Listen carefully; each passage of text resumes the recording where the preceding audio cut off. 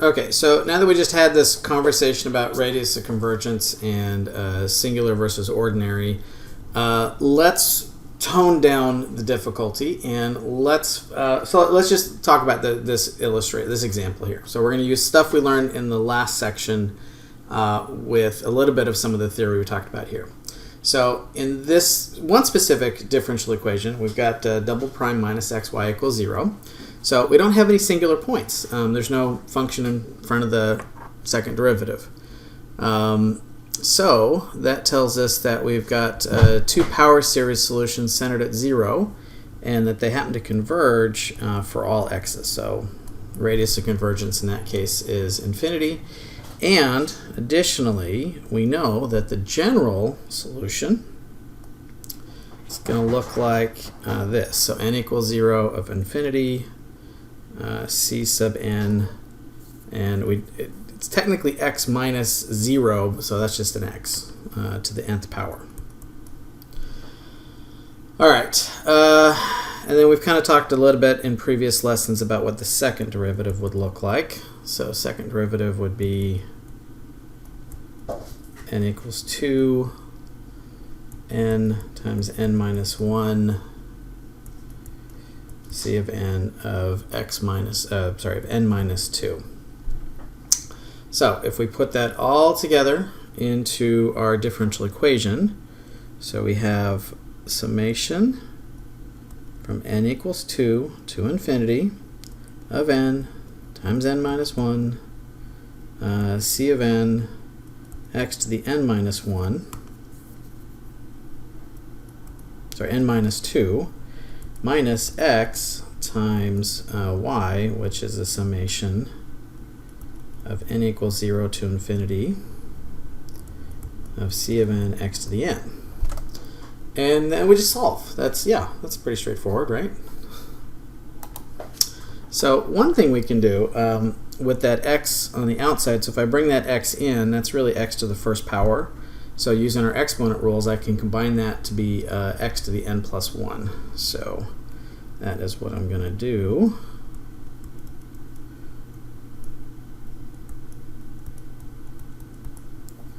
And then that first piece stays the same for right now. But as we talked about last lesson, we're going to have to figure out a way to get our indices to match. Get our exponents to match and get our indices to match.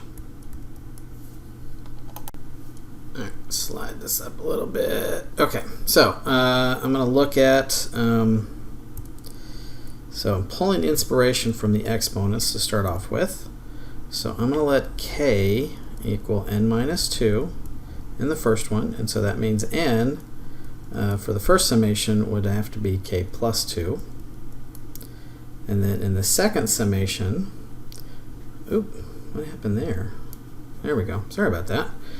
In the second summation, I'm going to let k equal n plus 1, and so that would imply then that n equals k minus 1. Okay, so I'm going to slide this sideways, see if I can get some more room up here. All right, so let's talk about that first summation. So we have,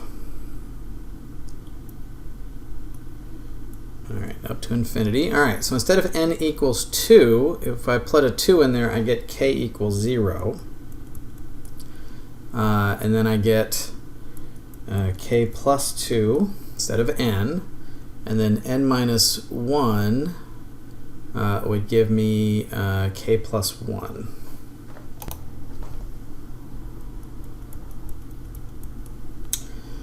And then that's c to the k plus 2 and x to the k. And then minus,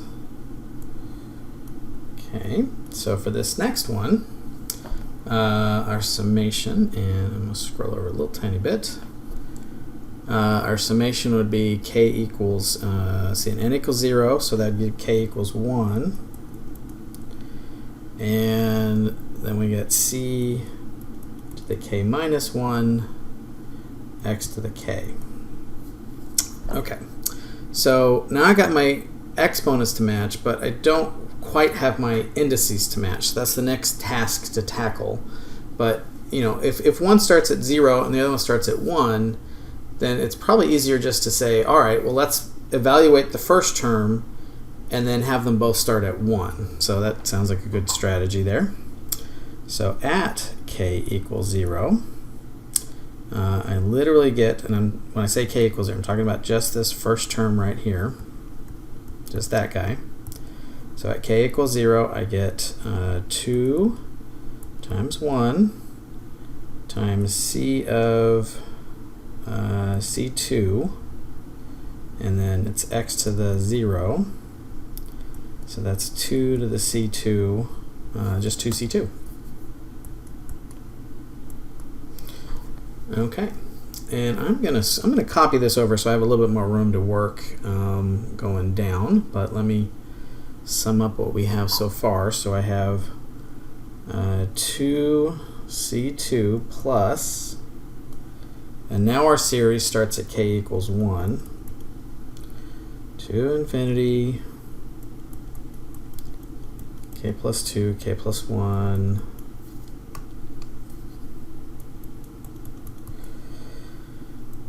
c of k plus 2, x to the k, and then I can minus that.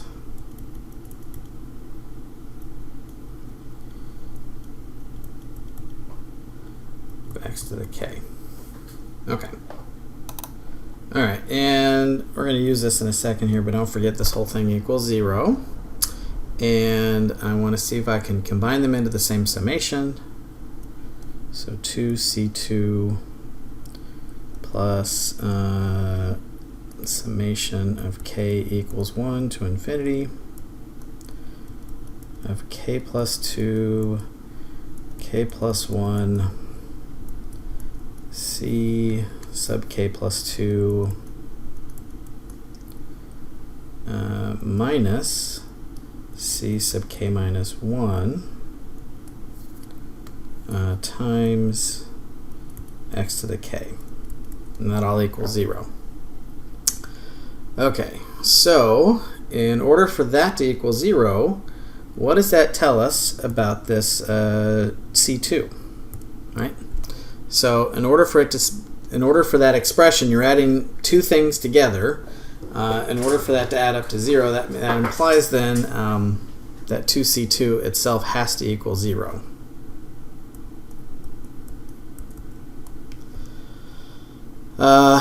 Additionally, if we're looking at the k function, the k plus 2, k plus 1, c of k plus 2 minus c of k minus 1, that itself also has to equal 0. Otherwise, we wouldn't have. So the coefficient of x has to equal 0. So we have this other lovely statement here that k plus 2 times k plus 1 c of k plus 2 minus c of k minus 1 has to equal 0. And that's for all k's, so k 1, 2, 3, dot, dot, dot. Okay, so if you recall from the last lesson, this is where we want to come up with, we're going to evaluate these patterns in terms of c's. So we want to try to solve for c sub something. It looks like I can get c sub k minus 1 if I bring it over. So I can isolate out c sub k plus 2. So c sub k plus 2 is equal to c sub k minus 1 over k plus 2 times k plus 1.